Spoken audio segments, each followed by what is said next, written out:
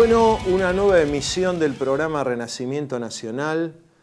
Hay algunas novedades, si así puede decirse.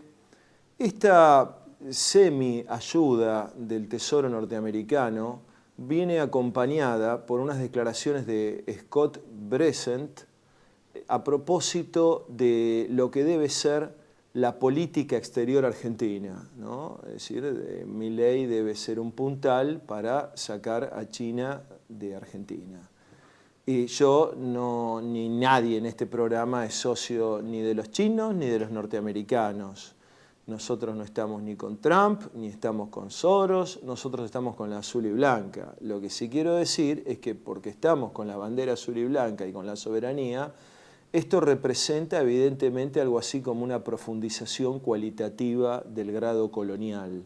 Además, el Tesoro norteamericano intervino directamente en el mercado de valores de Argentina, ¿no? Por supuesto que el negocio, como lo dijimos la vez pasada, es la City financiera de Nueva York, que viene a especular con el carry trade, ¿no? Es el negocio típico de la bicicleta, de vender dólares, comprar pesos, altas tasas de interés de esos pesos, luego comprar más dólares y llevárselos.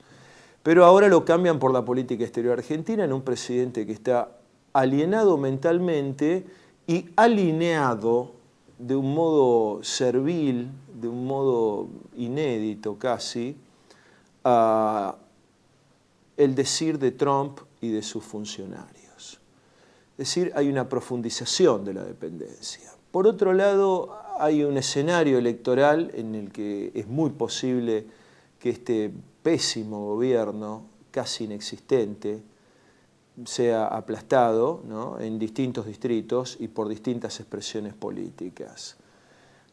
Hay una verdadera tranca para el desarrollo de una política del movimiento nacional. ¿Qué sería una política del movimiento nacional? Sacar a Milei del gobierno, lo que planteó el otro día Duhalde y a su modo también, digamos, lo dejó entrever Luis Barrionuevo, ¿no?, que son viejos políticos y gremialistas que saben cómo se maneja la cosa y que ven que hay una oposición dispersa que está a punto de triturar electoralmente a Milei, pero que no tiene ninguna hoja de ruta, no sabe cómo continúa. Claro, uno conversa con dirigentes gremiales, con gente del Senado, ¿no?, con diputados, y para ellos, en términos generales, los dirigentes principales del, vamos a decir así, no sé ni ya cómo se llama, Unión por la Patria, Unión no sé qué, Fuerza Patria, le van cambiando los nombres todos los días. Los dirigentes principales, Cristina o el neo-kirchnerista Kicillof, son un cuerpo extraño, ¿no?, porque es un cuerpo extraño a la cultura profunda de las provincias argentinas, un cuerpo extraño a la cultura profunda de Formosa, por ejemplo. Y entonces no le quieren tampoco dar aire a eso. Nosotros lo que vemos es que se están dadas las condiciones de un vacío de poder tan grande. Bueno, haría falta que alguna personalidad política de cierto peso se dirigiese primero al pueblo argentino para recuperar el trabajo, la producción sobre la base de la soberanía nacional y de la identidad cultural. Y sobre esa base de hablarle al pueblo argentino, hablarle también a los factores del trabajo, de la producción y, vamos a decir así, del espíritu, a las religiones, a las universidades, a quien fuere. Hablar de recuperar la senda de la cultura nacional, la cultura del trabajo y de la producción, sacando de encima a Milei. ¿Por qué? Porque el problema no es solamente político, en el sentido de que es un problema que se resuelve con un cambio de gobierno. Lo que hay que cambiar es la estructura del régimen colonial financiero, es decir, de usura, en el que la Argentina está metido. ¿Por qué? La Argentina está metida en ese régimen y eso es lo que introduce crisis recurrentes que van dejando ajuste tras ajuste cantidades enormes de marginación social, de exclusión, de pobreza y de miseria. El problema no es que le queda ya muy poco hilo en el carretel al gobierno, lo que le queda es poco o ninguno hilo de carretel en el carretel al régimen financiero, al régimen económico. Y eso se nota con esta intervención delirante de Estados Unidos sobre la Argentina y sobre este vasallaje que está prometiendo Milei, y que lo único que trae en rigor es la perspectiva de una recesión para el año próximo. El otro día nombré el informe de la Universidad de Itela al respecto, y ahora los mismos organismos internacionales se están dando cuenta de eso.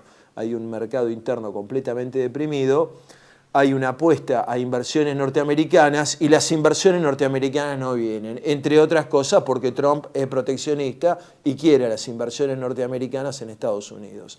Entonces, bueno, sería hora que aquellos que tienen, esto lo decimos con toda humildad, que tienen algún cierto nivel de poder, no de autoridad moral necesariamente, pero sí de poder efectivo, salgan a hablarle al pueblo argentino y a convocar para un nuevo modelo nacional de trabajo y de producción.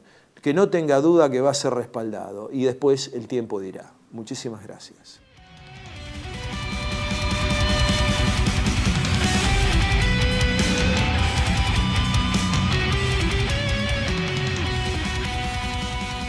Bueno, una nueva emisión del programa Renacimiento Nacional. Estamos nuevamente con el compañero Eduardo Mauri. Estamos con un nuevo partícipe del programa, Enrique Masaeda, licenciado en Ciencias Políticas, docente universitario, escritor también él. Y, bueno, un invitado muy especial, que es, todo el mundo lo conoce como Quique Real, todo el mundo me refiero entre los compañeros, y en rigor se llama Marco Aurelio Real, tiene un gran nombre, ¿no? Nada menos que del emperador filósofo romano. Él hizo una investigación realmente impresionante, abierta, por supuesto, a nuevas incorporaciones, nos lo acaba de aclarar, acerca de los hombres y mujeres peronistas asesinados por los montoneros, en los años fines de los 60, los 70 y durante los gobiernos peronistas del 73 al 76 genéricamente. Bueno, primero que nada, bienvenido al programa. Muchas gracias. Gracias por la invitación, sobre todo. No, al contrario, para nosotros es un honor porque nos gusta meternos en estas cosas, ¿no? Porque hay mucha gente que no sabe estos temas. Bueno, ¿qué nos podrías decir en términos genéricos generales de primero, esta ¿cómo investigación? llego? ¿Por qué hago esto? ¿Por qué se me ocurrió este tema? Básicamente fue porque siempre veía que dentro del movimiento peronista se había olvidado a estas víctimas, se las había callado, por extraños y por propios, también propios por miedo al estigma, ¿no? Y creo que es el momento de empezar a llorar a nuestros muertos, ¿no? Porque nos imponen unos muertos que no son los nuestros para llorar. Entonces, en base a eso, agarré y empecé a ver los caídos de la subversión y quienes se habían adjudicado de sus propias publicaciones, ¿no? O sea, Evita Montonera, El Descamisado. Y bueno, llego a un número de 63 víctimas peronistas, asesinadas por el hecho de ser peronistas, ¿no? Por ser militantes peronistas o dirigentes peronistas, de los cuales 44 tengo que están adjudicadas por las organizaciones subversivas, ¿no? En sus propias publicaciones. Por montonero, básicamente, ¿no? Porque casi todos montoneros. El ERP, sí, en general. ¿Qué tenés? Atilio Santillán. Atilio Santillán, efectivamente, el secretario general de la FOTIA Tucumán, no es un dato menor, no lo mató el ejército, a pesar de que el Estado pagó. Indemnizó. Lo indemnizaron y está en el Parque de la Memoria. Como caído y lo mató. Te digo que lo mató él porque tengo la grabación donde Luis Matini me lo dijo. Pero no solamente eso, ¿no? Está en una publicación de Estrella Roja en la contratapa adjudicado. Sí. Entonces, bueno, básicamente eso. Obviamente es un listado que para mí obviamente debe tener más víctimas, que hay que seguirlo trabajando, pero me parece que es un momento de empezar a incorporen a otros compañeros que también, que tengan más ducho que yo no soy historiador, yo soy abogado, pero con historiadores ver de profundizar este tema, ¿no? Un tema muy importante. Y bueno, ¿qué nos podés decir de los, bueno, dar algunos nombres, características? Yo estaba viendo algunos casos, ¿no? Acá, sí, emblemáticos, históricos. Yo creo que lo primero que hay que ver, uno ve cómo fueron los muertos, quiénes fueron y en qué momentos, ¿no? Lo primero es que la gran mayoría de los muertos peronistas no son ni durante el proceso de reorganización nacional, ni durante el gobierno de Onganía, ni de Lanusse, sino que fueron durante gobiernos peronistas, ¿no? El 85%, yo saqué por lo menos de los que tengo acá, 85% son de esa época.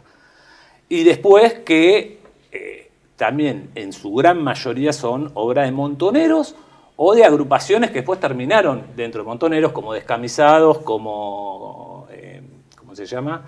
Como inclusive el ERP 22 de agosto, que si bien es una decisión del ERP, es una decisión del ERP que era filo montonera o cerca de montoneros, de hecho critican o eran cercanos al gobierno de Cámpora, ¿no? Sí, sí, entonces, claramente. Yo te digo, de ERP tengo a Tilio Santillán, ERP propiamente dicho. Sí, sí, el resto sí, es todo de organizaciones que se decían pseudo-peronistas, ¿no?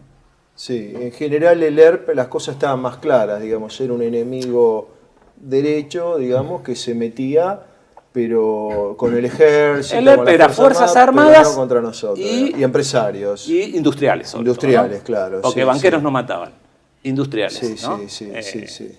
Es un buen dato. Claro, banquero no hay. Capaz que era alguno, ¿no? Que le guardaba la guita. Ni exportadores, ni Terratenientes. Montos tenían a ¿cómo se llama? A Greiber. Claro. Que lo van a matar si era que lo financian. Y parte de eso fue también al ERP. Bueno, vamos a abrir la ronda de preguntas acá entre los amigos, un investigador. No, que Enrique me estaba acordando, para poner un poco en contexto el tema de los asesinatos, había una película que se filmó en esa época, en el año 72, 73, se llamaba Los Traidores, que lo dirigía Raimundo Gleiser, donde el personaje central de la película daba todas las características de ser José Ignacio Rucci. Entonces describen a ese personaje con las peores características que puede tener un dirigente sindical, y el final de la película es justamente el asesinato de ese personaje, que estaba simbolizando en la figura de Rucci. Me parece que esa película es muy sintomática para explicar el odio de las organizaciones armadas hacia el sindicalismo peronista, que además, como acaban de decir recién, resulta muy curioso que siendo un movimiento tan anticapitalista no hayan tenido como blanco de ataque a ningún banquero, a ningún usurero, a ningún especulador, simplemente a dirigentes sindicales peronistas. Me parece que es muy sintomático y eso explica también. Y eso estaría bueno por ahí explicar también por qué ese encono en particular de montoneros contra la dirigencia sindical peronista. Sí, creo que es un tema amplio y yo tengo mi teoría que tiene que ver con el origen de Montonero. Montonero no viene del marxismo. Montonero viene de ciertos sectores del catolicismo social, ¿no? Y vinculados a un sector de las Fuerzas Armadas, y sobre todo con el sector leonardista, ¿no? Hay un hilo conductor. A ver, Abal Medina era secretario de Azul y Blanco con Marcelo Sánchez Arondo, ¿no? Vienen de ese lado. Entonces, ¿y el leonardismo qué tenía contra el peronismo? No tanto con la estructura o con la doctrina peronista, sino con la conducción del general. Yo creo que ellos son los que terminan queriendo armar que el peronismo sin Perón, ¿no? ¿Qué es eso? Sí, bueno, Perón decía que eran como aquellos que le gustaban los goles de Pelé, pero no Pelé porque Pelé era negro, claro. Digamos, le gustaban las cosas que hacía Perón, pero no Perón, digamos, ¿no? Entonces, dentro de esa lógica, a diferencia del ERP que tiene otro recorrido, otra procedencia, pero Montonero es claramente eso. Viene el leonardismo, vienen del peronismo sin Perón. Gallego Alba le decía que el peronismo sin Perón nace con los azules con las azules y termina con Montonero, ¿no? Que hay una línea en todo eso. El Gallego Álvarez, el gran Alejandro Álvarez, jefe y fundador histórico de Guardia de Hierro, fallecido el 4 de junio del 2016. Acá le hicimos un programa homenaje también a él. Y bueno, ¿Dónde queda? No me acuerdo. Bueno, estabas contando de la procedencia azul. Entonces, y todos los vínculos con el ejército. Entonces, ¿no? Que uno puede incorporar también con algunos sacerdotes que manejaron, ¿no? Manejaron mucho después del Concilio Vaticano II. ¿Y cómo? Eso es a raíz del diálogo cristiano-marxista, ¿verdad? Totalmente. El concilio abre toda esa. Ahora, esa Quique, las terminales de estas organizaciones terroristas, ¿estaban en Oriente, en Occidente? Para eso, bueno, eso es otro tema, que acá siempre el error fue tomarlo dentro de la órbita de la Guerra Fría. Yo creo que es un tema de Occidente. Todas las terminales, ambas, tanto del Arco como Montonero, son Occidente. También Montonero tiene que ver mucho, la Iglesia Católica es muy responsable de la formación de Montonero. Claro. Inclusive a uno que nosotros a veces también hablamos bien por cómo termina, que es el padre Mujica. El padre Mujica es muy responsable de todo este proceso. Hay que leer Peronismo y Cristianismo, su libro, sí, que claro, no es ni cristianismo ni peronismo. Es marxismo puro. Entonces, después se arrepiente, todo bien, pero flaco, el que los manejó fuiste vos, lo llevabas a Santiago del Estero.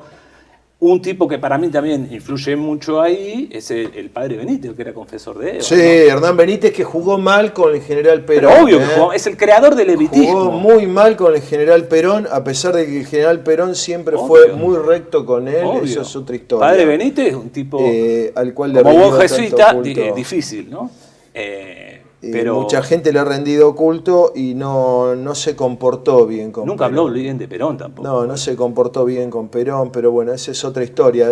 De todos modos, retomando, está bien, digamos, el hilo, por supuesto que Montoneros, un sector procede de la Iglesia Católica y de los seminarios devastados, justamente hablábamos con Eduardo el otro día. ¿Cómo están hoy los seminarios? Bueno, otro tema, otro programa.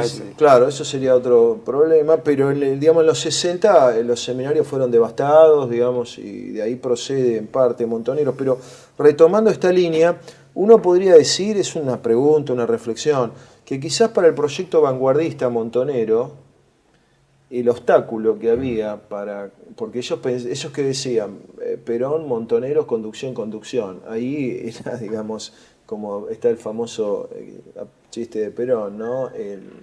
Llaman a poner una carnicería, yo pongo 2 vacas y el otro viene con una gallina. Es decir, había una desproporción entre Perón y su liderazgo y Montoneros. Había un obstáculo entre la supuesta vanguardia iluminada, iluminista, que arranca mal desde el vamos, ¿no? Porque arranca con un pensamiento externo a la realidad popular argentina, ese pensamiento rivadaviano, vanguardista, ¿no? El obstáculo era que la clase trabajadora ya estaba ocupada con una identidad peronista. Y entonces los tipos focalizaron en determinadas personalidades públicas conocidas o muy localizadas, ¿no? Como el caso de Reinaldo Rodríguez, por ejemplo, del Comando de Organización, asesinado por Montoneros y demás, visualizaron ahí al enemigo, digamos, pensando que a pistoletazos iban de algún modo a terminar con la identidad peronista del pueblo argentino. En el fondo es una guerra cultural que inician. ¿Estoy equivocado? No. Una pregunta, un comentario. No, coincido. Yo creo que el eje que veníamos hablando, ¿por qué como decías vos, por qué con el gremialismo? Porque yo creo que el peronismo sin Perón, el proyecto de peronismo sin Perón, lo primero que busca es comprar a los gremios, que en un comienzo lo logra. Con honganía. El bandorismo, claro. de las obras sociales, ¿no? Claro. Ahora, Perón logra revertir eso. Yo creo que esa es la pena de muerte de Bandor, ¿no? Cuando Bandor vuelve. No lo matan mientras traiciona. Claro, Sino entonces cuando yo creo que ellos la vendetta es esa, justamente, no haber sido el movimiento obrero el que termina traicionando a Perón, armando el peronismo sin Perón, y termina siendo el plan B, que son estos grupos de jóvenes, ¿no? Yo creo que pasa un poco por ahí. Y después, obviamente, pues fíjate, sacando el mundo gremial, si vamos a las organizaciones, las dos que más caídos tienen es el CDO, claramente, y después el CNU, ¿no? Una más en el ámbito territorial y otra más en el ámbito universitario. Guardia no tiene, yo no encontré, quizá debe haber algún compañero de Guardia caído. Pasa que Guardia yo creo que tenía un rol más de retaguardia, ¿no? No tan expuesto como sí lo tenía el CDO y el CNU. Sí, es probable, digamos, el CDO estaba mucho, a partir del 73, ¿no? Claro. Empezaron los enfrentamientos territoriales y Alejandro sustrajo a Guardia de la violencia, Claro. ¿no? Y eso le costó también bastante porque se comió unos atentados personales él, ¿no? Por lo que él me ha contado, yo tuve una relación de 25 años donde lo veía 1 o 2 veces por año y a veces terminaba a los gritos porque eran discusiones, Somos peronistas, personalidades es así. fuertes y Alejandro tenía una personalidad muy expansiva, ¿no? Pero hubo muchos, por supuesto, el comando de organización, muchas víctimas. ¿Podemos empezar a nombrar algunas de esas víctimas a las cuales, bueno, le rendimos? Sí, yo creo que Yo te iba a preguntar el eso. ícono ¿cuál? es Rucci, ¿no? Claro, el Rucci ícono es el ícono y que todos lo recordamos, pero y creo que el dirigente más importante. Después tuviste, bueno, Alonso, Bandor, que lo nombrábamos dentro de los dirigentes, ¿no? Coria, más allá de lo que pudieron tener en su momento, ¿no? Pero Sí. Coria, que encima lo matan, me parece, al Pepe, porque ya estaba retirado. Sí, Coria estaba viviendo en Paraguay y vino a hacer una revisión médica acá en Callao, al lado de la ópera, y lo mataron por matarlo, digamos, de pura crueldad, ¿no? Porque en el fondo ya estaba fuera de la UOCRA, porque Perón lo había desplazado por participacionista, digamos. Pero eso no significaba una sentencia a muerte, digamos, significaba una... Y bueno, pero el tema de Rucci es un tema clave, ¿no? Es el tema clave porque Rucci... y un tema que está reivindicado por ellos, ¿eh? Si bien Sí, hoy lo sí. niegan, pero si vos agarrás Evita Montonera, número 5 de junio del 75, que fue un número que sacaron especial por los 2 años de Ezeiza, ellos ahí ponen un listado de ejecutados por la justicia popular, como le decían ellos, y el primero es Rucci. Y dice, ejecutado por montoneros. O sea, a confesión de parte. Pero además, ¿no? Yo te voy a decir una cosa, digamos.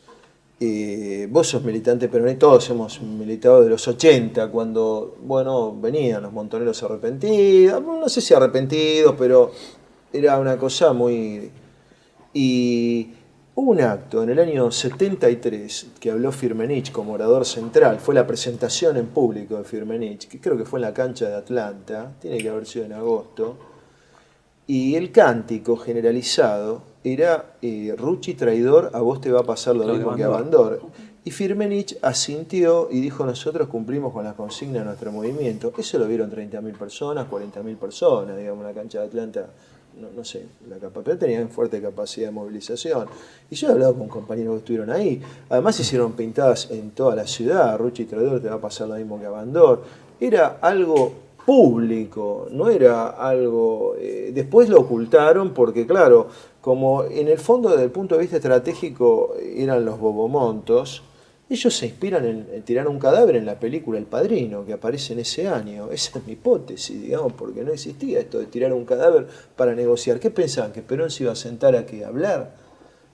Se inspiran en la lógica del Padrino, mafiosa, delincuencial.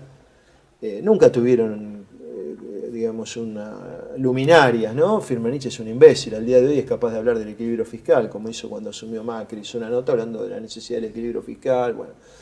Y Rucci es emblemático porque era, por un lado era como un hijo para el general Perón desde el punto de vista afectivo, también lo había sido Galimberti, pero a Galimberti se lo chupan los montos.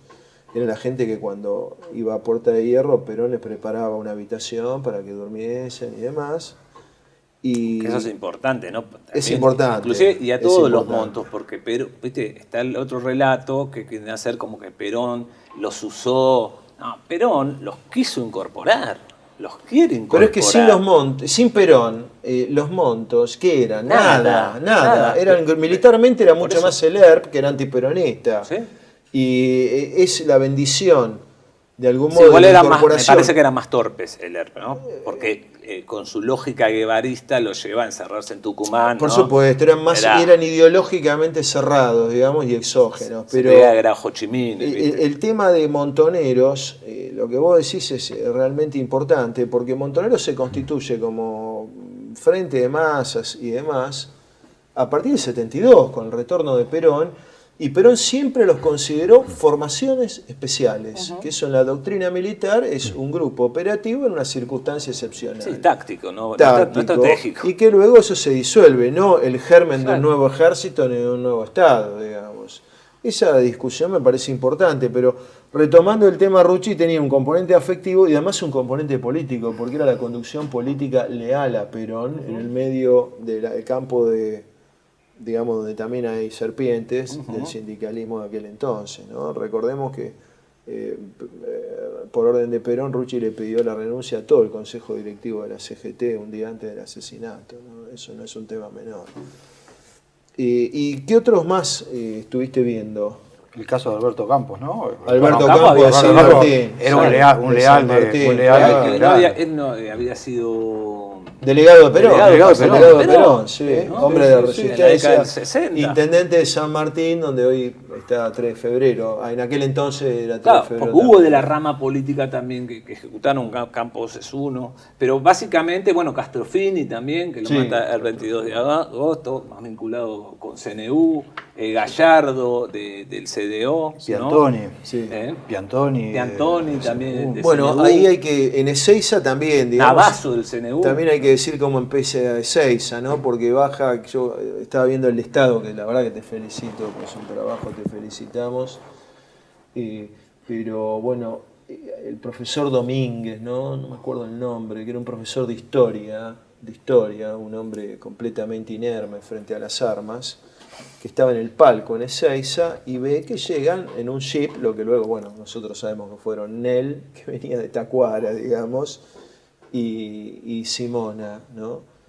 Y claro, se ponen a 30 metros de donde iba a hablar Perón con una metraca, una metralleta y una itaca. Entonces, este hombre, Domínguez, que era un profesor que orbitaba solo, daba clases de doctrina, de historia peronista en los gremios, en las unidades básicas, dice, no muchachos, yo voy a hablar y estos se van a ir. Le dijeron, Domínguez, no bajes porque la mano viene pesada.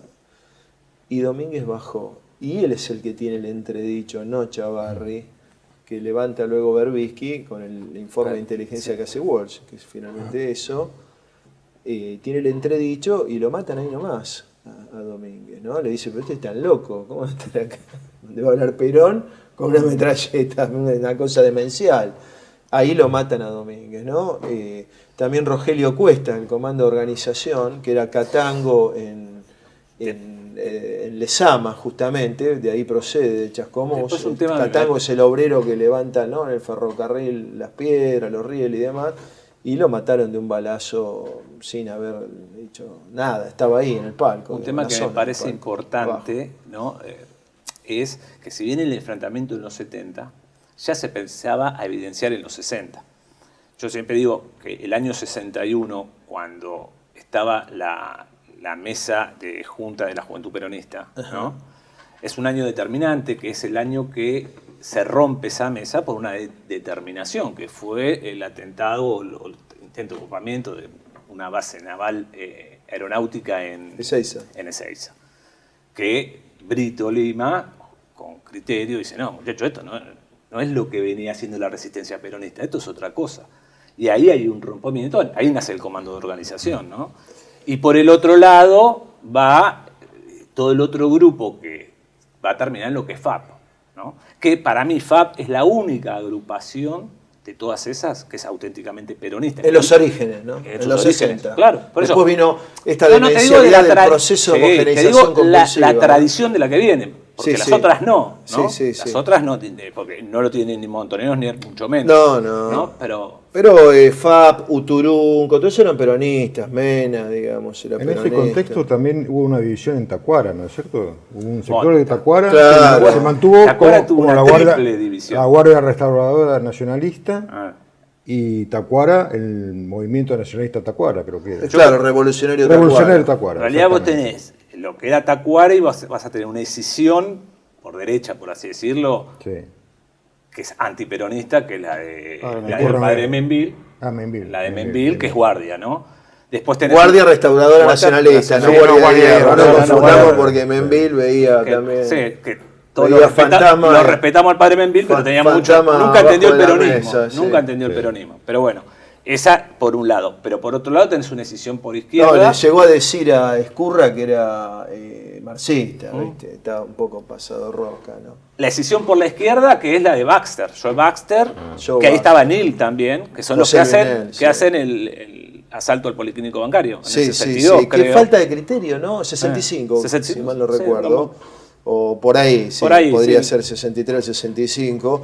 Porque asaltar un policlínico de un gremio, digamos, a nadie, ya estaba anticipado de algún modo, porque a ninguno O sea, vos fijate, o sea, Baxter, opere para robarle la plata a los revolución. trabajadores. Claro, asaltar un policlínico de los trabajadores finalmente, ¿no? El famoso bancario. Claro, que hay de Avenida Gaona. A Gaona tan hermoso, ¿no? Que tiene... Y Baxter, vos fíjate dónde termina, ¿no? Viniendo de Tacuara, Termina termina en el en el ERP y en la sección de Franja Roja, no me acuerdo qué era. Fracción Roja, Fracción trotskista. Roja, que era la que estaba con la Cuarta Internacional, ¿no? Sí, Que es cuando hay. pictorial. se hace una Termina cosa. matándose en un accidente en Orly. Claro. Algunos dicen que fue un Neil- atentado. Yo tengo una versión, que es solamente una versión, porque lo confundieron con Carlos, el terrorista venezolano. Ah, el Chacal. Ah, el famoso el Chacal. Sí, sí, porque en él había estado en Vietnam en la ofensiva del Tet. Baxter. Perdón, Joe Baxter, Claro, sí. efectivamente. Era un tipo que venía con experiencia internacional. Pero bueno, es una versión de esta confusión y del atentado. Sí, murió en una caída de un avión en Orly, ¿no? Y Neil, que venía también de esa banda, de esa línea de. Termina Montonero, ¿no? Que termina Sí. cuadripléjico en Ezeiza y después se termina suicidando. Hay que decir en honor a él que termina discutiendo con la conducción de Montoneros, porque también se dio el proceso en él como en el padre Mujica, que podemos hablar, digamos, si entraría o no en esta lista, de que cuando aparece Perón, muchos tipos se vieron tensionados y la lealtad a la conducción Fue superior a... fue superior a la traición. al arrastre No, de no. los documentos y de todas las pavadas que venían diciendo y pensando. No, así como Y criticaba fueron a Mujica. y se alinearon, digamos. Es el caso de Enel, ¿no? Después de Ezeiza. No, y después tenés dentro de la tendencia a todos los que. JP Lealtad, JP claro, Lealtad. enorme. Que sí. de hecho yo puse un caído de JP Lealtad asesinado por Montoneros, que es Sabao. Sabao lo matan en Rosario por traidor, Sí, porque lo sí. consideraban un traidor. Sí, hay varios. No, para ellos es ser fiel a Perón, ¿viste? Pero bueno. Ahora, que en este no recordar, ningunear, silenciar a nuestros muertos del 73, ¿no hay un cierto paralelismo con nuestros muertos del 55, que tampoco los que mueren en la plaza? Que no hay un reconocimiento del Estado argentino histórico. es que parte de la hacia batalla cultural eso. Claro, o sea, yo siempre en esto hablo un poco de los muertos nacionales y los muertos internacionales, ¿no?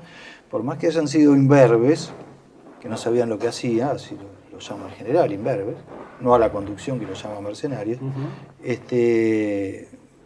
han trabajado para el enemigo, son muertos internacionales, por eso los organismos internacionales salen a defenderlo.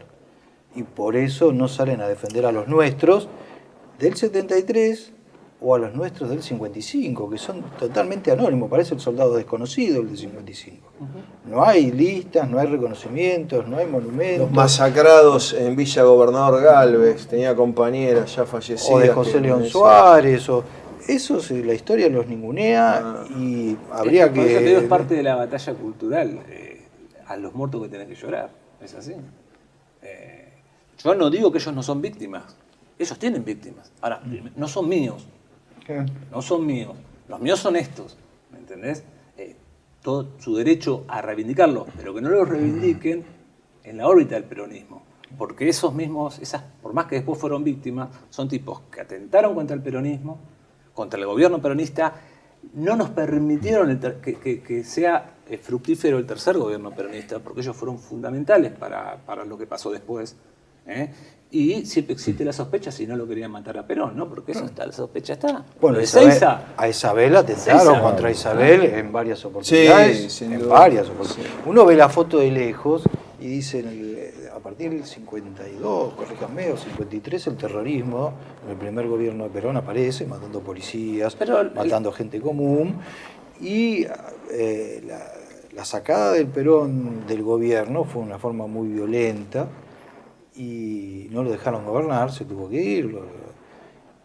Y en el 73 no lo dejaron gobernar, continuó. Son continuó. los Eso es mismos, lo mismo. es la misma línea de continuidad. Los comandos civiles de la década del 50 son Claro. las organizaciones armadas de los 70. Es lo mismo. Con esto lo que quiero decir que hay algo, Montoneros.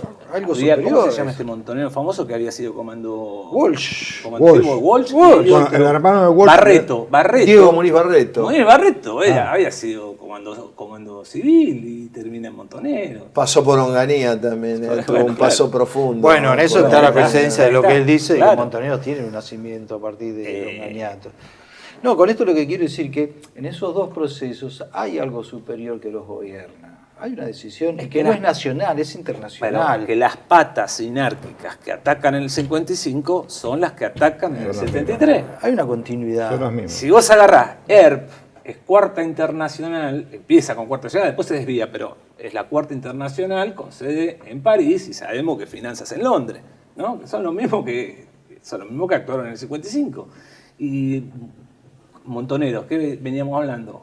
Que es la Internacional Jesuítica Vaticana, que es la que también actuó en el 55. Son los mismos vestidos de izquierda. Ahora, pero dentro del relato kirchnerista, ¿no? Se dice, o relato de la izquierda en general, que luchaban, la juventud maravillosa, luchaba por el retorno a la democracia, cuando ya había Falso. democracia.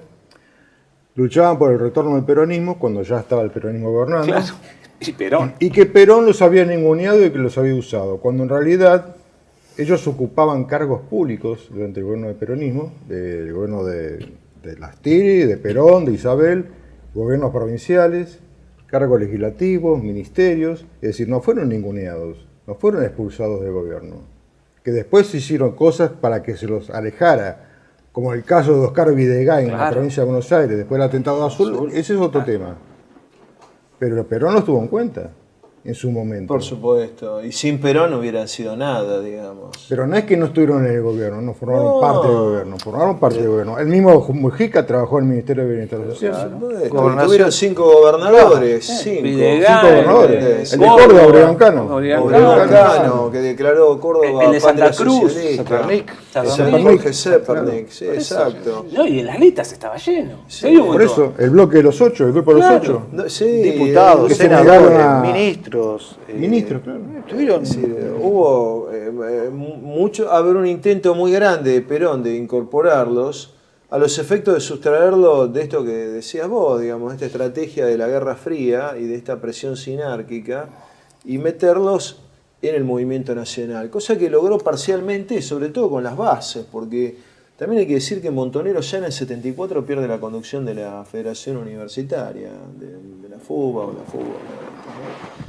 Es decir, ya con el enfrentamiento con Perón se pincha muchísimo a nivel de base, aunque se consolida como organización también, ¿no? Y además se consolida con la fusión con Farben, ¿verdad? Su visión de que no hay arreglo con Perón. Yo me acuerdo que Jorge Rulli nos decía esto, de que él tenía la información de que querían matar a Perón, digamos. Y si no lo querían matar, lo mataron de un disgusto. Pero lo En el terminaron fondo, matando de un disgusto. Lo terminaron matando porque Pero seguro. Jorge Tayana, ¿no? Padre, el ministro de Educación de Perón, Rulli se preguntaba en qué medida no respondía a través del hijo o no tenía un cable muy serio con la conducción de Montoneros. Que ese cable solamente podía tenerlo Perón cuando él quisiera, digamos, como jefatura del movimiento, ¿no? Eso en las leyes escritas y no escritas del movimiento era así. Y efectivamente lo tenía, porque cuando entrevisto a Perdía me dice que Perdía es el que le informaba diariamente sobre la salud de Perón, digamos, ¿no? Y así que hubo cosas. Evidentemente muy ellos oscuras. necesitaban la muerte de Perón y la buscaron y la desearon. Y la terminaron logrando. Y después de la muerte de Perón es donde viene el accionar más cruel de ellos, que es el gobierno de Isabel, ¿no? Que ahí están desbocados y es donde más la gran mayoría de los caídos son en ese momento, ¿no? Es una disputa. Lo que buscaban decididamente era el golpe de Estado. Sí, ellos sí. Sí, Pero ellos te lo Lo dice Galimberti. dicen. lo- O sea que ellos pensaban que el pueblo se iba a dar nada, un invento, que el pueblo no lo siguió nunca, le dio la espalda. Los mismos pensaban en el 89 con el ataque a la tablada, siempre pensaron lo mismo y el pueblo nunca Yo creo que todo quiso, este ¿no? proceso tiene un un eje que es sobre todo impedir la Argentina industrial, claramente, lo vemos, se dio, y el otro es destruir el movimiento peronista como movimiento de liberación nacional, ¿no? Y transformar al peronismo en un partido más de la democracia burguesa, ¿no? Un partido más que en su momento puede jugar un rol de centro-derecha, como se intentó con Cafiero y con Menem, o uno de centro-izquierda, como se intentó con los Kirchner, ¿no?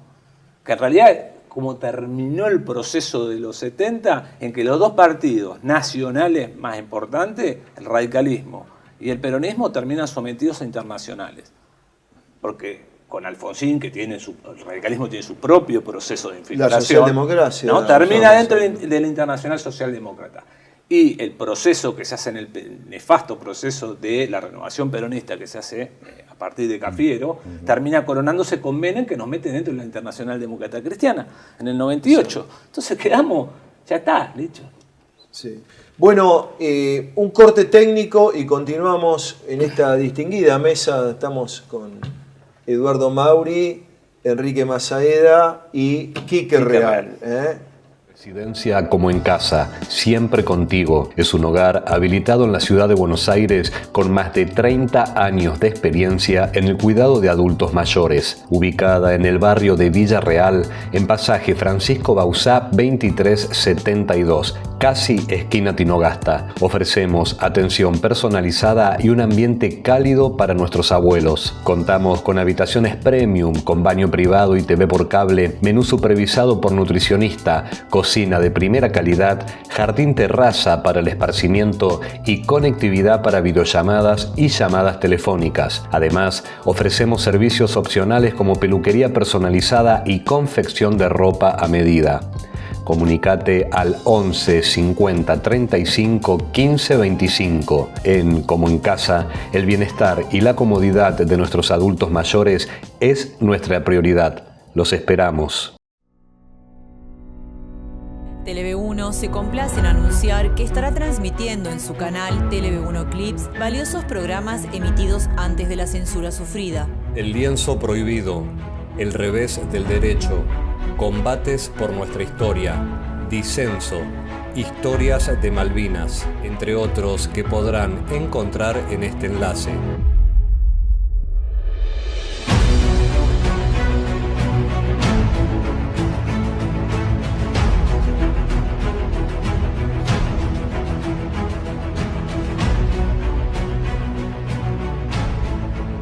Agradecemos su aprovechamiento y difusión. Bienvenidos a CEPA, Centro de Estudios del Pensamiento Americano. Nuevo sitio web de cursos de formación en política, filosofía, historia, literatura, geopolítica, religión, psicología y más. Cursos de formación que reflejan el verdadero pensamiento americano. Lo invitamos a elegir el curso de su agrado ingresando en www.cepa.la.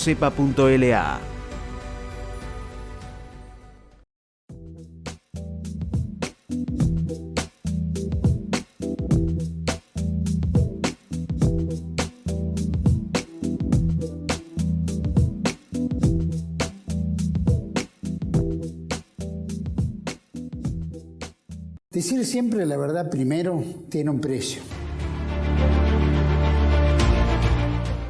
Dependemos de tu ayuda. TLV1, toda la verdad primero.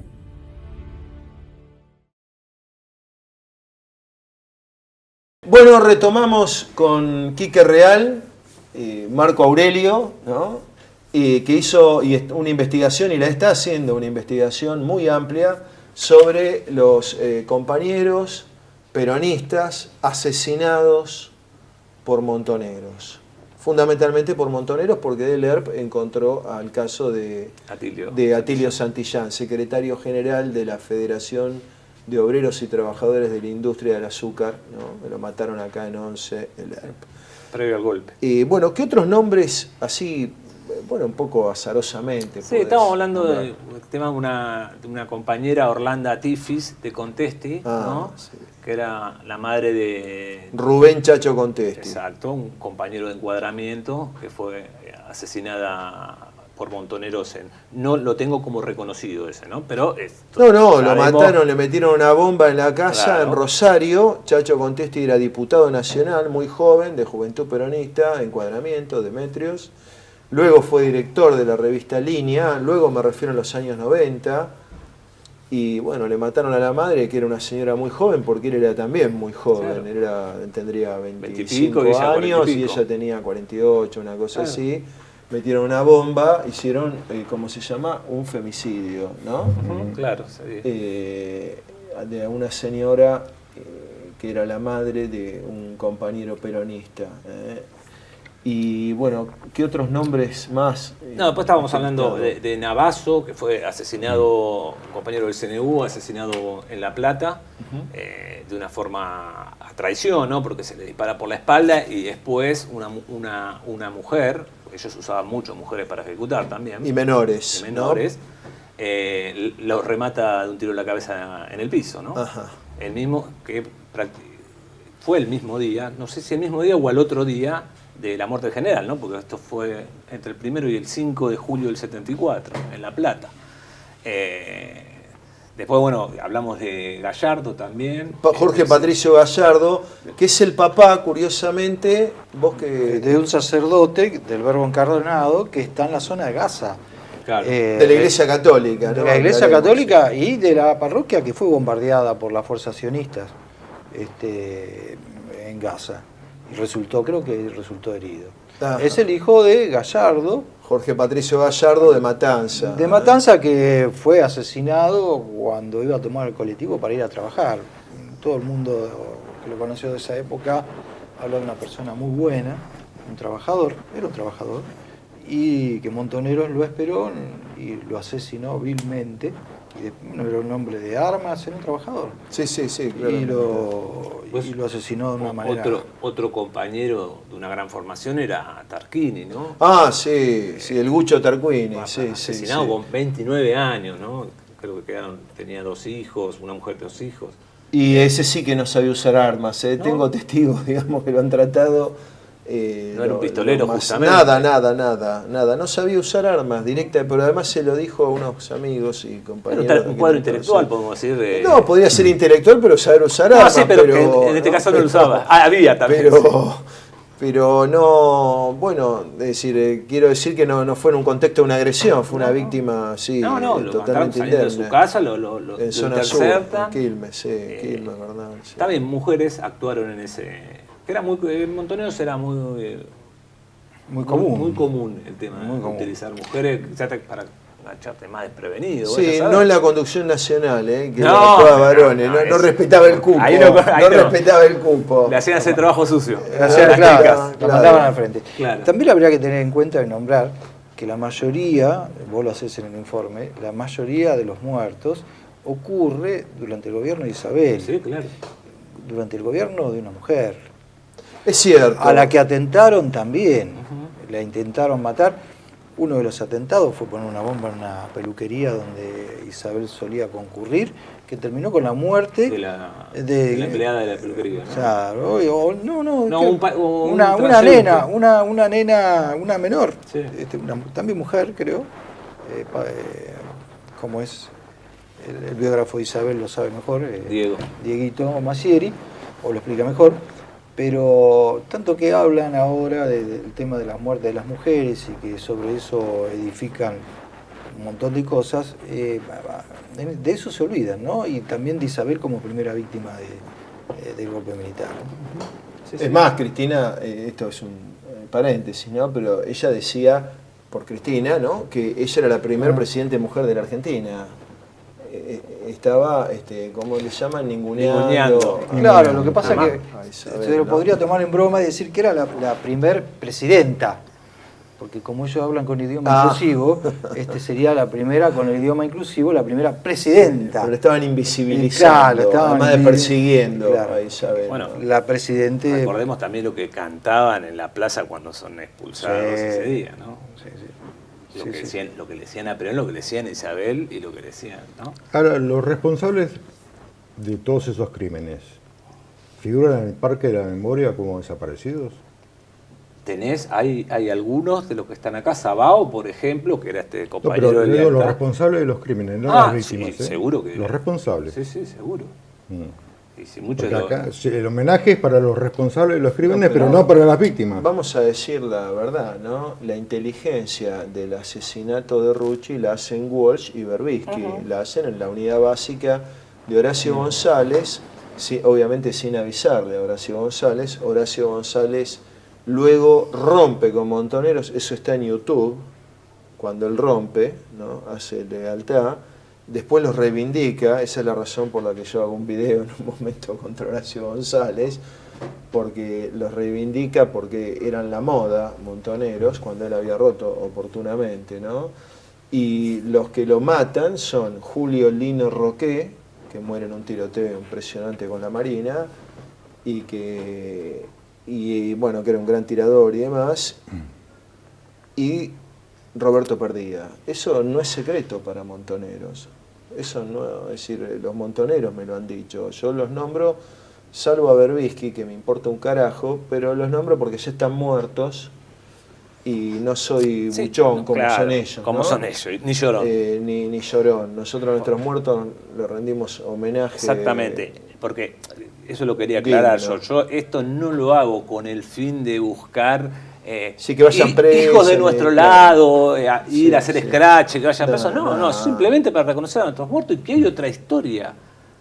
Y sobre todo decirle, como vos bien marcás, ¿no? Y a la historia, a las nuevas generaciones, que el movimiento nacional peronista, que no era el peronismo, lo que hoy se llama peronismo, era un movimiento nacional en serio, conducido por Perón, tuvo víctimas peronistas asesinados por Montoneros, ¿no? Por supuesto que eso generó fracturas en Montoneros, todo lo que hablamos. Sí, por eso está porque la la gente Lealtad puede y todo entrar a eso. un mismo espacio por distintas puertas, digamos, pero no me vengan con estas reivindicaciones a Montoneros y estas mezclas que hay tan absurdas en nombre de... Sí, vos nombrás Si también... algo tiene responsabilidad Montoneros, también es el proceso que viene posterior, ¿no? Claro. Porque del 73 hasta ahora fueron parte de casi todos los gobiernos. Fueron funcionarios de casi todos los gobiernos, sus cuadros han estado en todos los gobiernos. Además de haber sido menemistas, de estricta Obvio, observancia. pero por eso Menem estuvieron con Menem, con Dualde, muchos Con estuvieron Dualde con De la menos, Rúa, con Dualde, con De la pero, Rúa hubo sí. muchos, con el kirchnerismo también. Entonces, Con De la Rúa, ¿quién se te ocurre así para matizar? y bueno, tuviste a la Pato. Ah, Patricia Bullrich, bueno, pero Patricia Bullrich Pueyrredón. es cierto, ministra de Trabajo Claro, de la sí, Rúa. que le bajó y que defendió la rebaja del sueldo de los jubilados Sí, y a los militares sí. El 13%. del 13%. Sí, sí. Y muchos ahí también de segunda línea que habían sido, que venían del FREPAS. Ahora todo entre eso. nosotros, ¿no? Sí, Diana Conti en paz Claro, descanse. Los ¿no? serpianos estuvieron con Alfonsín. Bueno, Claro. Serpianos entra con Alfonsín. Y por lo general. Pero Patricia los debe ser serpianos- agente de algo, ¿no? Me imagino. Supongo. Porque, digamos, Había que averiguar el yo marido una vez para contabilicé quién labura. 18 trayectorias políticas que tuvo dice ella y siguieron mucho más. Pero debe ser agente de algo. El ERP muchos tuvieron metido tantos, utilizaban al radicalismo y también al partido intransigente, ¿no? Claro, Ah, sí, sí, se arma sí, con sí, cuadro después, de Velar. después. Sí, Con los se arma con paralelos, cuadro sí. de Velar. Un muchos renglón ahí. aparte quería... hay muertos, hay muchos muertos peronistas, realmente, algunos que no están ahí, que son gente de pie. Me refiero de gente de pie, por ejemplo, porque vos participaste de lo que en febrero fue la reivindicación de los veteranos de la guerra contra el terrorismo, que se hizo en Tucumán. Y compañeros que estuvieron allá nos comentan que se encuentran con los familiares de los soldados, el caso del Regimiento 29, de Formosa, muertos. Eran familias peronistas, Lógico. muy humildes. Y fíjate Gildo y Fran cómo levanta la bandera. Hermindo Luna es de familia peronista. Lógico que sí. El subteniente que matan, ¿Cómo es? Mazzaferro, en el El ataque, padre era un histórico de la resistencia peronista. Era- Eran los montoneros la sangre peronista ha regado esta tierra de un montón de maneras y en un Que montón también de es lados. raro, porque vos fíjate que es el único ataque directo de montoneros al ejército. Porque vos, ante eso, vos lo que tenés son todos ataques al regimiento del ejército de ERP. Sí, las Sí, unidades La militares. mitad es las- Azul, sí. Monte Monte Chingón, Chingón, sí, todo ERP. Y eso, yo creo que eso Villa María. es un manotazo dado para buscar el golpe a lo que sea, ¿no? Porque es previo al golpe. Ese, 5 de octubre del 75. Claro. Hay que recordar de ese Raro, ataque ¿no? Raro. Que Kunkel formaba parte de Claro. Carlos Kunkel. Hablando del tema de las mujeres, quiero mencionar otra, no me acuerdo el nombre, la mamá de Víctor Sánchez. Primero mataron a la mamá en el Chaco, compañero peronista del Comando de Organización, que tenía un programa de radio. Quiero decir esto porque no eran marcianos, ni vivían, digamos... Y al chofer matan en esa, creo, cuando lo matan a él, ¿no? Mira, el chofer sería el taxista, Sí. porque lo matan cruzando el puente, ¿no? Del Chaco y Corrientes. Pero primero mataron a la mamá. Y después le mataron a Víctor Sánchez, ¿no? También es otro femicidio, ya que hay femicidios, Sí, ¿no? sí, claro. Pero bueno, está buenísimo esto que surjan esos nombres y que... No me acuerdo el nombre, llamar acá pero no sería difícil, digamos. a los encontrar. compañeros que tengan otras víctimas, que debe haber seguro, que se comuniquen y poder ampliar, ¿no? Esta lista. Sí, ¿no? Y en la ruptura JP Lealtad yo conozco varios casos, no me acuerdo ahora los nombres, ¿no? Pero, y todos conocemos que fue terrible, digamos, para la gente que estaba en territorio. Cuando rompe Lealtad con Montonero fue terrible. Eso es una de las razones por la que Lealtad no tuvo continuidad tampoco. Porque Montonero le tiró todo el aparato militar. Es más, Jorge Obey, por ejemplo, que fue exiliado a Perú, Jorge Obey no se fue exiliado por el proceso. El proceso lo hubiera metido en cana, probablemente, o algo lo hubiera hecho, no lo sé, pero eso es historia que no ocurrió, ¿no? Contrafáctica. Se fue exiliado, condenado a muerte por Montonero, porque era la figura principal de la regional Santa Fe, Chaco, que era importantísima de Juventud Peronista Regionales, ¿no? Y rompe y hace Lealtad. Vos hablabas hace recién, lo diste a entender el tema del padre Mujica, de quién lo mató, ¿no? Porque también están las dudas. Está en las sombras, ¿no? La Eso. condena a muerte por Montonero la tenía. Hay que decir si no una llegaron cosa. a matarlo, no lo sé, pero que la condena la tenía. Julio Bárbaro dijo hace unos días, dijo esto: yo sé que los montoneros mataron a Mujica, no es que lo pienso, lo sé. Habría que preguntarle a Julio, de algún modo, comunicarle, tenemos amigos comunes, digamos. Escuché, es un personaje menor por ahí, pero Labraña, era un oficial montonero de bajo nivel, Dudoso, sí. no sé, trabajando por ahí para Macri, porque después estuvo con Macri, pero él habla de que Galimberti le cuenta cómo asesinó a el padre Mujica. Bueno, Galimberti en la conferencia de prensa de cuando rompe con él hace una de las rupturas en el 80, después de las contraofensivas, que todo eso fue para ya el movimiento obrero empezaba, la CGT a hacer paros y demás, le lanzaron la contraofensiva para justificar el redespliegue militar, ¿no? Eso también hay que decirlo. Pero Galimberti dijo en la conferencia de prensa: no debimos matar a Mujica. Eso ante un grupo de periodistas. Tenía la condena a muerte de Montonero. A mí también el propio Rulli, una vez cuando lo fui a ver a la casa, Rulli también decía eso, que sí, él estaba convencido de que la condena a muerte la tenía. Ahora, después surgió que teóricamente vieron al Mirón ese día, que fue... No lo sé. Quizá le ganaron de mano, pero que lo querían boletear no me cabe la menor duda. Además era el accionar que tenían esto. Tenían un accionar medio gafteril, ¿no? Claro, medio, sí. ¿no? De Medio vendetta, de mafioso. Sí. Del todo, sí. Y ahora, ¿esta investigación vos la estás haciendo en algún ámbito institucional, solo? No, empecé solo, sí, traté de buscar distintos lugares. Sponsor no busqué porque necesito sangre sobre lo que busco es gente que quiera aportar. No para mí, sino algo que sea del movimiento peronista y que todos podamos trabajar a partir de este listado, que se incorporen otros compañeros. Si se podría hacer a través de los gremios, a mí me gustaría que actúen en esto, porque la gran mayoría... Es cierto, los gremios están un poco callados, ¿no? La gran mayoría, ¿entendés? Son soportos de ellos. Dar una mano ahí, ¿no? Y creo que por lo menos que presten un salón para hacer un día un homenaje a todos ellos. Por ejemplo, Ernesto ¿no? Piantoni lo velaron en la CGT de Mar del Plata, un velatorio masivo del peronismo. Que tampoco era un hombre de armas, iba a ser el jefe nacional de CNU para, de algún modo, reorientar de una estrategia política, porque había quedado descabezada CNU por otros problemas que hubo.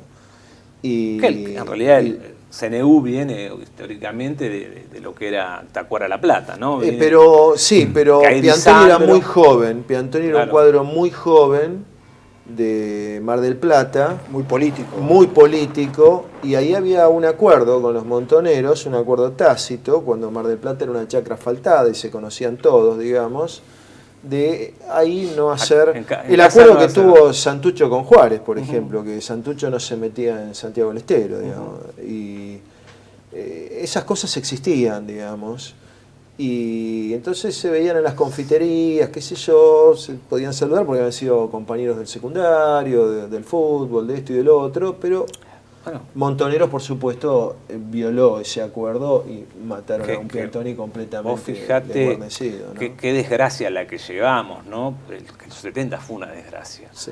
Porque vos pensás que dos tipos que habían hecho un acto increíble como fue el operativo Cóndor en el Malvinas. 66, ¿no? Como Dardo Cabo y Alejandro Llovento, que los dos participan, después se terminan enfrentados en los 70, ¿no? Eso es parte también porque ambos son del movimiento nacional. Dardo Cabo, ¿no? Que después se equivocó, tenía un origen...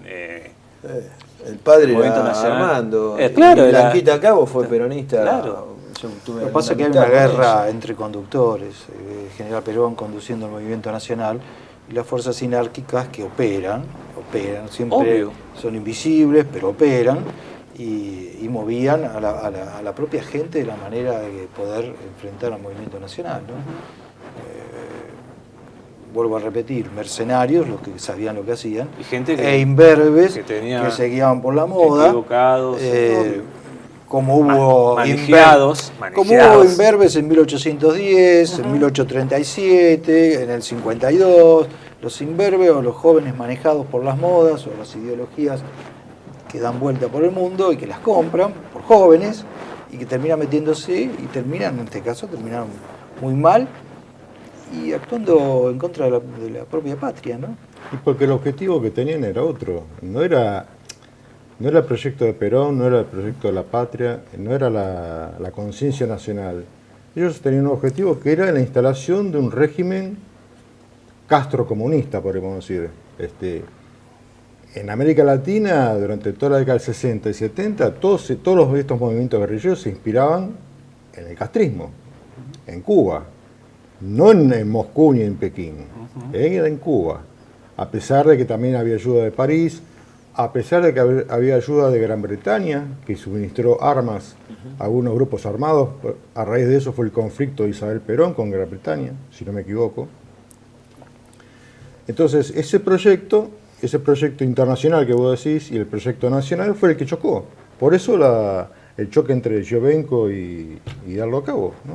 Que en su momento estuvieron juntos y después estuvieron enfrentados. Porque después terminaron los dos en distintos proyectos, uno en un proyecto nacional y otro en un proyecto internacional, que obedecía al castrocomunismo. Sin saber lo que sabe él, ¿no? Sin O sea, saberlo, sin- pero en definitiva, en los hechos históricos fue así. Sí, Terminó sí. siendo así, lamentablemente. Sí, Y sí. eso fue el gran drama de los 70 también. Sí, ¿Qué fue eso? Fue un drama. Y además con una cosa bastante humillante, que no sé si está debidamente expuesta, que cuando iban a Cuba no los recibía el Partido Comunista cubano, los recibía la inteligencia cubana, Barbarroja Piñero, toda esta gente. Y es bastante denigrante, ¿no? Porque es un modo de decirte, mira, vos vas a hacer una pieza en el tablero de inteligencia, que es un tablero muy específico, digamos. Y también lo que vos decís, que es cierto, los imberbes, en rigor, Montoneros reclutó menores y lanzó, esto hay que decirlo, lanzó a chicos de 14, 15 años a la lucha armada, y eso es una barbaridad desde el punto de vista militar, ¿no? Lo de la noche de los lápices, ahí tenés. Bueno, Chico de 16 años. ahí tenés. ¿no? Y que no eran lo que dice en la película, ¿no? No, Hay era lo que escuchar- dice Jorge Falcone, Lo que el dice Jorge, hermano de de María María- Claudia, exactamente. que eran montoneros con grado y demás, Ah. lo cual no significa que merecían el horrible No, destino, pero ¿no? Esos son cinco es otra ditas cosa, aparte. pero no era, o sea, eran cuadros. De hecho, Falcone critica la película, Sí. diciendo que a su hermana se la forrea cuando en realidad era un cuadro combatible. No sé. Es que Ya. Perón, que para mí era un caballero cristiano y ha tenido comportamiento de caballero cristiano, en su magnanimidad, el 1 de julio del 74, cuando los echa... Primero de mayo. El 1 de mayo del 74, cuando los echa a la plaza. Y esto lo cuenta Abal Medina, y también Abal Medina se lo contó al Mono Grassi, que lo llama a José López Rega y le dice: lo hago responsable de la seguridad, de la retirada de esta gente, porque los compañeros de las distintas organizaciones peronistas, en serio, querían hacer justicia por lo de Rucci. Así que marcharon, no se los tocó, esperando salvar a la gran mayoría. Y esa misma tarde, lo cuenta Abal Medina, el general Perón lo llamó y dice: hable con Montoneros para recomponer esto. Perón llamó siempre a la siempre paz, quiso buscar la unidad del frente en el sentido militar, ¿no? Nacional, con todos sus esfuerzos, eso es evidente, ¿no? ¿Y qué otros muertos, ya para ir cerrando el programa, podés seleccionar de tu amplio listado? ¿Cuántos son en total de los que vos contaste? Yo conté 63. 63. 63, incluyendo uno que teóricamente se lo adjudican ellos en Evita Montonera 5, que teóricamente lo ejecutó el 22 de agosto, que es un compañero del CDO, pero que yo no encontré datos de él, que se llama, a ver si ustedes lo conocen, Bondarchuk.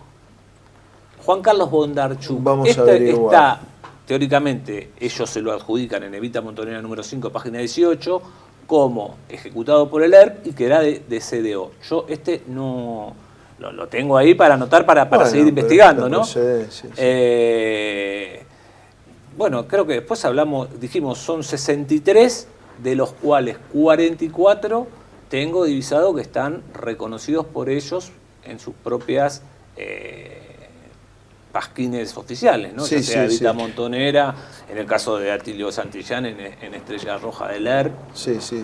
Después en también un estado abierto, dicho sea de paso, que pueden escribir a Renacimiento Nacional 2024 @gmail.com o algún correo tuyo para ampliar eso. Quiquereal74 @gmail.com. Perfecto. Aquellos que tengan algún dato o quieran aportar o se quieran sumar conmigo a esto. Estaría bueno que esto termine en un libro tuyo y que se agregara un poquito las historias particulares de cada uno. El tema de vos que decís de un libro, del libro, es importante también que nosotros empecemos a escribir. ¿Por qué? Porque la disparidad que hay entre los montos y los nuestros en publicaciones es espantosa. Es espantosa. De los 70 tenemos el libro tuyo que vos sacaste, de los 70. Tenemos ahora, por ejemplo, hay más. Coco Zurra sacó el tema del CDO. Yo no encontré, por ejemplo, que haya alguno del CNU que haya hecho algo de historia del CNU. No lo hay uno muy periodístico y que toma por CNU lo que en realidad eran periferias ocasionales, medio vandálicas. Bueno, digamos. creo que tenemos que dar nuestra visión de la historia y que no quede solo en los grupos nuestros. Están los de encuadramiento, historia de la juventud peronista, la vida Perón. Tenemos cosas que se van saliendo por la tradición oral, pero también hay que dejarlo plasmado, porque creo que es fundamental. Sobre todo los que vivieron esa época, que todavía hay vivos, que escriban como hizo Coco, me parece fundamental. Dos libros que me gustaría conocer a Perón, de Abal Medina, que algunos aportes da, y el de Graci Susini, No me arrepiento ni olvido, que si bien no es específico sobre este tema, pero sí cuenta la época, ¿no? Igual Abal Medina para mí lo cuenta más para la que le conviene a él, ¿no? Pero bueno. Bueno, pero tiene cosas interesantes, ¿no? Ese libro sería otro capítulo aparte, pero no, es importante tu labor. Bueno, aprovechamos para felicitarte y darte todo nuestro apoyo moral. Y ya cerrando el programa, si hay alguna última pregunta que quieran hacer, Enrique, Eduardo. No, me está corriendo. Rescatar el trabajo que está haciendo, porque cuando uno busca información sobre estos temas, en general, sobre todo en el ámbito académico, lo que uno ve es que, por ejemplo, entidades como el CONICET o la Universidad de Buenos Aires o la Universidad de La Plata o cualquier otro casa de altos estudios, siempre consagran todos sus esfuerzos académicos en presentar la historia de los 70 tal cual el relato kirchnerista, o tal cual el relato que se ha instalado desde el 83 hasta ahora. Por eso es muy importante este trabajo y la expansión, la reproducción de este trabajo, aunque no sean grandes volúmenes, pero sí en pequeños escritos, pequeños relatos, que se vayan difundiendo, que no sea de uno solo, que sean de muchos. Pero este es un buen puntapié, me parece. Por supuesto. Me parece. Por supuesto. Y Eduardo, Yo creo que da para hacer otros programas, sobre todo por las historias particulares. Sí, después podemos hacer eso, profundizar más quizá en algunos personajes, en agarrar historias uno del particulares. CNU y bueno, otro del CDO y los compañeros. la tenés del con la CNU, ¿eh? Yo tengo, cada uno tiene su corazoncito. Bueno, en esta mesa con Marco Aurelio Real, alias Quique Real, y por supuesto los co-conductores Enrique Mazaeda y Eduardo Mauri, hemos hablado de algo que yo voy a rescatar las palabras de Eduardo, que de algún modo sintetiza esto, ¿no? La nación argentina puja por nacer y tiene como forma, como alma, al movimiento nacional a través de la historia. Y ese movimiento nacional es atacado por izquierda, por derecha, por arriba, por abajo, por todos lados. Y sus muertos suelen ser tapados. Reactivar esa memoria es una gran tarea.